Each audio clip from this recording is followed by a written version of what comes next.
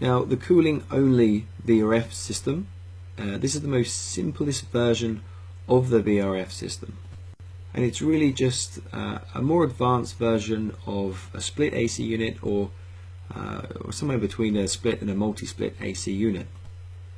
And I say that because the cooling only VRF system can provide cooling to multiple rooms to suit the specific needs of each individual room or zone, but they are much more advanced because each indoor unit only connects to a single branch, being the flow and return, and they also have much better control, enabling them to match the exact cooling load of the entire building.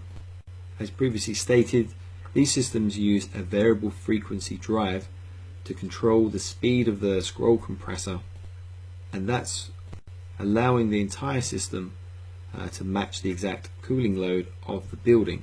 And this provides huge potential for energy savings and obviously much better thermal control in comparison to a split or multi-split AC unit. Now the cooling only VRF units, these, like I said, they only provide cooling, so they are typically used in warmer climates where there isn't the requirement for heating, or they could be placed within a building in a cooler climate which only has a need to reject heat, such as a computer and server rooms. Now these could also be installed within buildings in colder climates, but you're most likely going to need an additional heat source, such as perimeter radiators or just a combi boiler system, although this might not be the best approach because you're probably going to get some conflict between the two if the correct controls are not set up. And what you don't want to occur is that the heat being generated by the radiator to heat the room is being absorbed by the ceiling cassette, which is providing cooling, so the two are fighting each other to try and maintain the correct temperature in the room. This would obviously waste a lot of energy, so this might not be the best approach. So looking at a basic schematic of the cooling only VRF system, you can see here we've got the outdoor unit, and indoor we've got all these cassettes, ceiling cassettes. You're not limited to these, you could put them into AHUs, maybe fan coil units, etc. But for simplicity I'm just going to stick with these. And then notice there's a two-pipe system running around here and off to the outdoor unit. Each indoor unit also only has two pipes, and it joins this common feed flow and return, which supplies and takes away the refrigerant. So these are key components of the system, and as you can see it's very simplistic, and it's just a more advanced version of your basic split AC unit, providing air conditioning to multiple zones.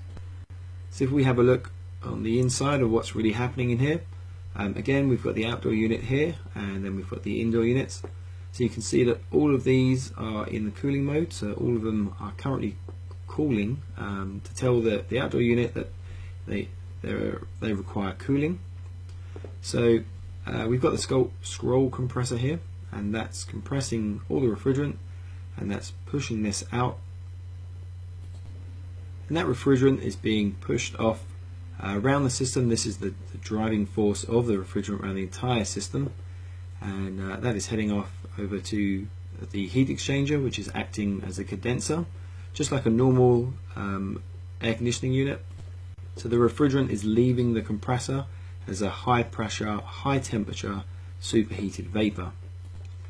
And there's a fan in the outdoor unit which is sucking air in and then going across the heat exchanger, and the hot air is then exhausted and rejected out of the top of the unit.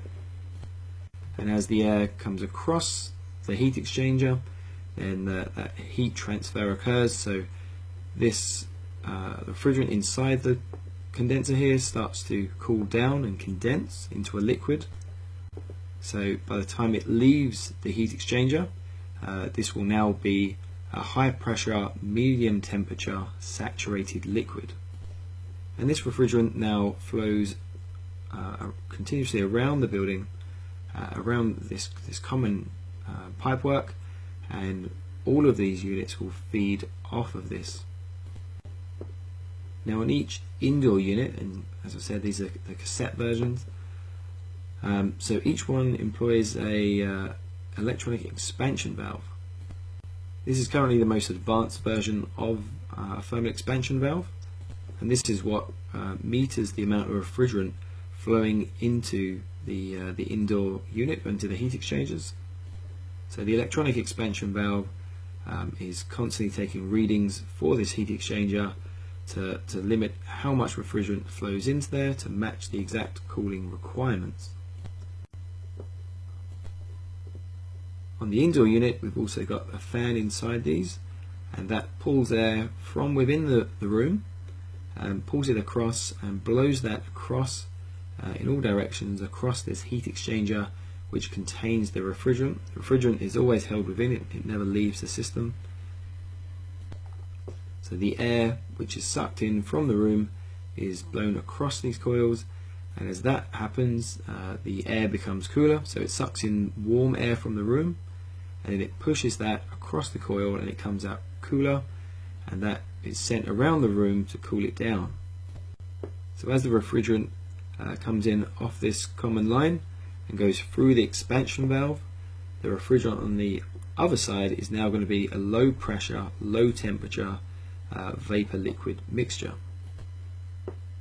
Now as the refrigerant passes through this heat exchanger, or any of these heat exchangers, and it begins to leave the unit, the refrigerant will then leave and join this pipe as a low pressure, low temperature saturated vapor. And the constant force of refrigerant entering into this loop is going to force that refrigerant to continue and circulate back around into the scroll compressor, where it will be regenerated and pushed out again to complete the loop. And there you have it, the most simplest version of the cooling only VRF unit. So that's it for this video. I hope you've enjoyed it. If you have any questions, please leave them in the comments section below, and don't forget to like, subscribe and share this video with anyone you think it might also help. Alright, thanks for watching.